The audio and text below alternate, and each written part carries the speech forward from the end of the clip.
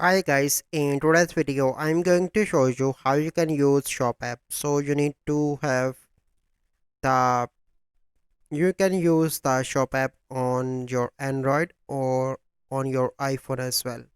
So for that you need to go on to the App Store and Google Play Store and download the Shop app.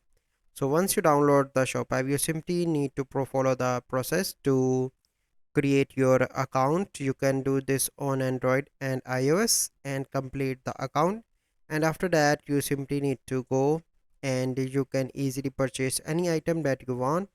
And if you want, you can connect your Amazon account to shop, your email address to shop, and if you want you can connect your Shopify to shop as well. So this is the process you simply need to follow to use the Shop app on your smartphone. So I hope you find this video helpful. If you find this video helpful, must like this video, subscribe to our YouTube channel for future videos. We'll see you in the next video. Thank you. Have a good day.